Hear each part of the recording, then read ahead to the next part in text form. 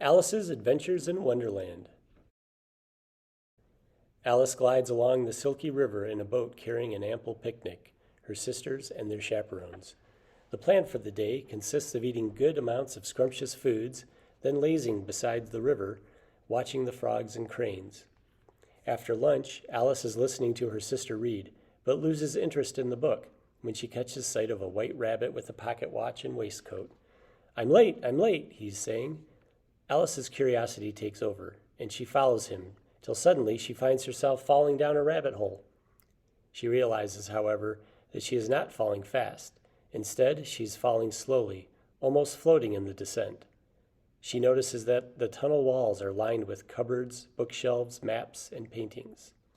She takes a jar of orange marmalade off a shelf, but finding the jar empty, she replaces it on a lower shelf. After a long fall, she lands inside of a room with a table. There she finds a key to a tiny door, beyond which is a beautiful garden. As she ponders how to fit through the door, she discovers a bottle with a tag that says, "Drink me." Alice decides to drink a portion of the bottle's contents, and to her astonishment, she shrinks small enough to enter the door. The problem now is that she has left the key upon the table and is unable to reach it. Looking down, Alice discovers a piece of cake with a tag that says, "Eat me," which she does and grows to a tremendous size. Alice becomes quite despondent and bursts into tears. The passing white rabbit flees in a panic, dropping a fan and a pair of gloves. Alice uses the fan for herself, which causes her to shrink once more and leaves her swimming in a pool of her own tears. Within the pool, Alice meets a dormouse and a variety of animals and birds, including a dodo, a lory, a magpie, and a crab, who all convene on a water's edge and engage in a caucus race to dry themselves. This is a special race in which every participant wins a prize. The mouse offers to dry the other creatures and Alice by telling them a very dry history of England. Alice then learns the mouse's sad tale. Following the end of the race, Alice inadvertently frightens the animals away by telling them of her cat Dinah. Alice begins to cry again, but then hears the pitter-patter of little feet. The white rabbit appears in search of his gloves and fan. Mistaking Alice for his maidservant, the white rabbit orders Alice to go into his house and retrieve them. Alice does as she is told and walks to the rabbit's house. Once inside, she begins a search only to find another bottle that says, "Drink me," which she does, causing her to grow to such an extent that she gets stuck in the house, with a foot up the chimney and an arm out the window.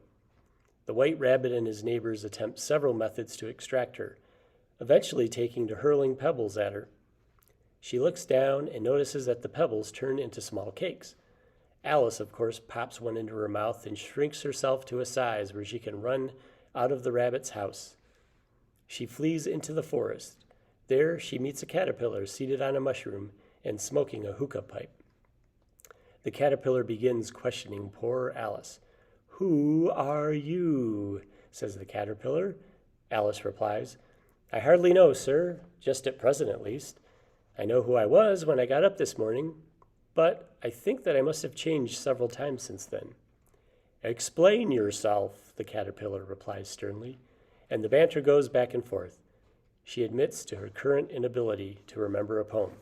The caterpillar smokes and then crawls away, calling over his shoulder, "One side of the mushroom will make you grow smaller, and one side will make you grow taller." Alice breaks a piece off of each side and puts them in her pockets. After some thought, Alice decides to nibble a bit of one piece. Suddenly, her neck extends like a snake up to the treetops. A frightened pigeon screams, "Serpent!" and flies away. Alice waits until she shrinks down to an appropriate height, and then continues on with her walk through the woods. Alice comes upon a house which is about 4 inches tall. "Whoever lives there," thought Alice, "it'll never do to come upon them this size. Why should I frighten them out of their wits?" So she began nibbling on the right-hand bits again and dared not venture near the house till she had brought herself down to 9 inches high. 2 liverymen appear. One was a fish and one a frog. Both footmen have powdered curls about their heads. From inside of the house comes a most extraordinary noise of howling, sneezing, and crashing. "For the Duchess," "An invitation from the Queen to play croquet," said the fish footman. Then they both bow low and their curls become entangled together. Alice opens the door and goes in. There is a large kitchen filled with smoke, a duchess nursing her baby, and a cook leaning over a large cauldron stirring soup. The baby is filled with continual sneezes. The duchess sings a revolting song while tossing the baby into the air, till she suddenly flings it at Alice. "I must go get ready to play croquet." The cook tosses a pan after the duchess as he exits. It misses. The baby grunts and Alice looks down to realize that it is a piglet, which she releases into the woods. The Cheshire Cat appears to Alice and directs her toward the Hatter and March Hare before disappearing, leaving his grin behind. Alice finds the Hatter, March Hare, and a sleepy dormouse in the midst of an absurd tea party where it is always tea time. The Mad Hatter's watch tells the day of the year, but not the time of day. The Hatter explains that it is always 6 p.m., tea time, claiming that time is standing still as punishment for the Hatter trying to kill it. A strange conversation ensues around the table. The Mad Hatter serenades them all with a song. "Twinkle, twinkle, little bat, how I wonder where you're at. Up above the world you fly, like a tea tray in the sky." Eventually, Alice decides to leave, dismissing the affair as the stupidest tea party that she has ever been to.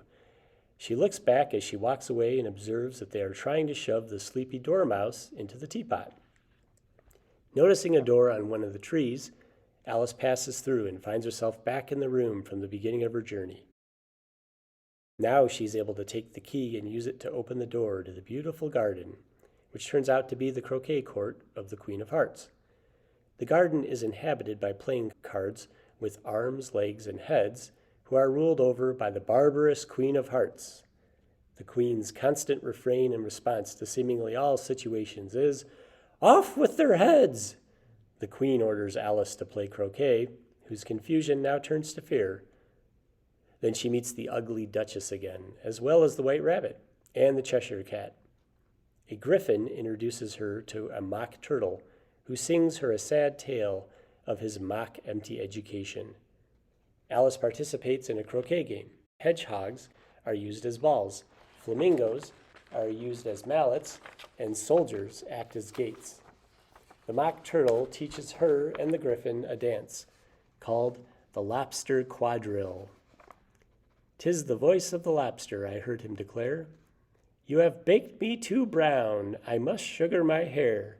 As a duck with its eyelids, so he with his nose trims his belt and his buttons and turns out his toes. I passed by his garden and marked with one eye how the owl and the oyster were sharing a pie. When the Cheshire Cat appears as only a head, the Queen orders his beheading, only to be told that such an act is impossible. Because the cat belongs to the Duchess, when the Duchess fixates on finding morals in everything around her, the Queen dismisses her on the threat of execution. The mock turtle sings them beautiful soup, while the griffin drags Alice away for a trial.